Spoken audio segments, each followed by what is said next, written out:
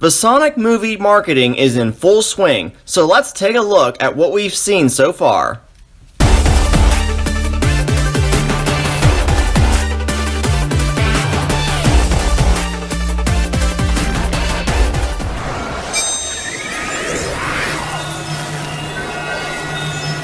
How's it going, everyone? Blueknight here, and welcome back to another Sonic the Hedgehog movie video. So before I begin, I just want to say that I've sort of been putting off this video for the past few weeks, and the reason for that was because I was expecting the next Sonic movie trailer to release in the past few weeks, particularly on Tuesdays. Seeing as the last two trailers did this, I thought the next one would follow the same pattern.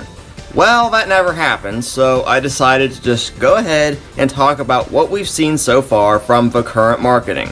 Anyways, the Sonic movie marketing is in full swing, with theater concessions, a new Sonic mascot suit, even a mural the size of a dang building, former Sonic VA, Jason Griffith, next to a Sonic movie ad. Okay, that's pretty cool. But I'm seeing all this and realizing that they really missed some opportunities here. I mean, come on, there's literally a restaurant called Sonic, for crying out loud. I feel like that's obvious. Now Sonic Forces Speed Battle is joining in on the movie marketing craze as well, by including both Baby Sonic, who has shoes, but not the shoes from that trailer.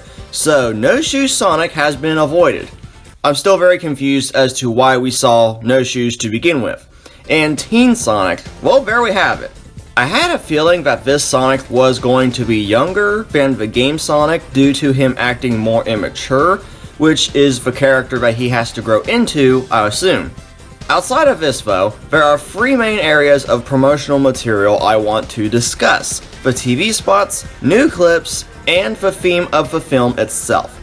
Many of the TV spots started popping up in the past couple of weeks, giving numerous new glimpses of footage from the film itself, alongside this scene which appears in just about every single one of them for some unknown reason. In them, we get to see Sonic perform his iconic pose from Super Smash Bros. Ultimate. Oh boy, that got a good bit of attention. Just imagine if he pulls an adventure pose. The community would go absolutely insane over that. Sonic's expressions are showcased too, from nervous to excited, and anything in between. In the free release clips from Fandango, IGN, and Entertainment Access, we can see the same expressions seen in the trailers and TV spots, but more fluidly. The first clip had Sonic with a fish on his head the whole time. Wait. Fish? Sonic's reactions here were perfect. Absolutely golden. Joke intended. Again, providing a look at a side of his character that we've never seen before. Something I still wish the games would do more often. Oh, and apparently we have a fluffy Sonic now. Okay, I get this is because he's got fur, but quills don't do this. Yes, I'm seriously pointing out something in a movie that doesn't entirely make sense, so let's get back to the topic. The second clip is actually an extended version of the scene that we seen in the November trailer and various TV spots, with Sonic just grabbing the little robot that just tore a truck apart and pulling it apart, only to have part of it stick to him on a self-destruct sequence. Don't worry, he gets it off. The third clip is where we have Sonic and Robotnik face to face, I'm assuming for the first time. Oh boy, this one's easily the best one so far. The time for talking is over! It's time to push buttons. Your flying eggs are pretty impressive, Mr. Eggman. But let's face it, you'll never catch me. Confidence. A fool's substitute for intelligence.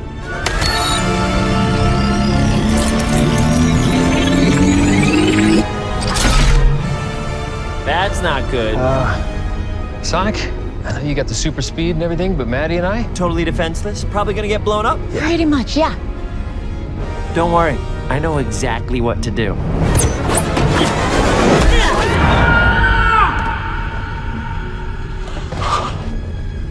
I was not expecting that. But I was expecting not to expect something, so it doesn't count. Yeah, that's going to be my new reaction video from now on, because I don't think anyone else was expecting that either, which explains why we have this scene from the first terrible design trailer. But this clip, which likely takes place towards the end of the film, I feel does capture both the enemy relationship and the type of banter seen between the two that we've come to expect from the series. From Sonic behaving more like his game self and calling Robotnik Eggman because his robots are egg-shaped, that's really clever, and I never really noticed that before till now. To Eggman, hey, I'm calling him this from now on. Still being the hilariously crazy, button-pushing, threatening villain we all know him to be, and Jim Carrey perfectly captures that about Eggman's character. Speaking of which, Carrey said that he'd be willing to reprise his role as Eggman in a sequel.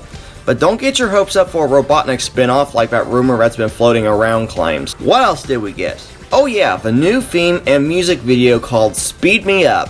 Well, out of all the things I've seen for this film, this is something I'm really mixed on.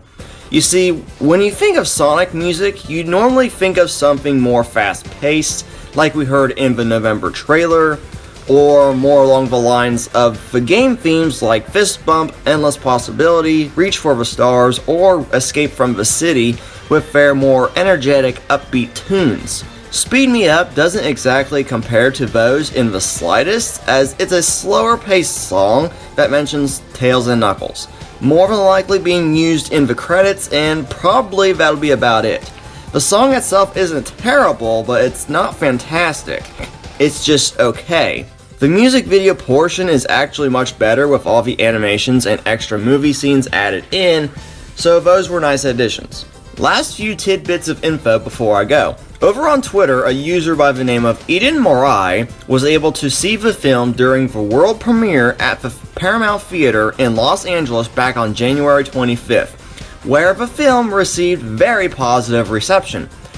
Well, they were asked a question about if the film was going to be like those other films that are like Sonic, where they tend to focus more on the human characters more than the title character.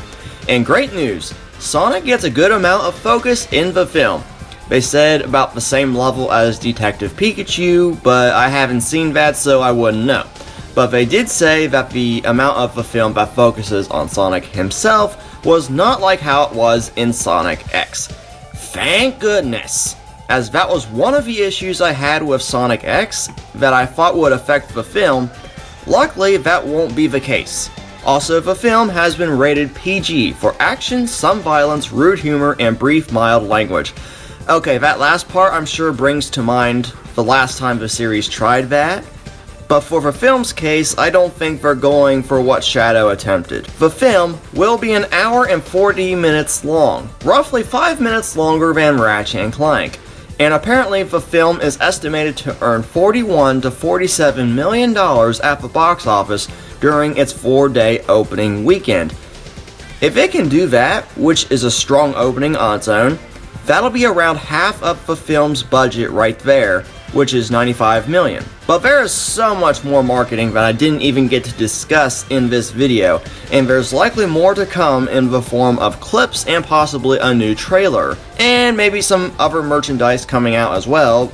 And when that happens, I'll be sure to cover it right here, so be sure to stay tuned for that. Anyways guys, that's going to pretty much do it for today's video. So what do you guys think about all of this Sonic movie marketing? Be sure to let me know in the comment section below, and once again, thank you all so much for watching and supporting the channel. I've been Blueknight, and I'll see you guys back here next time. Goodbye!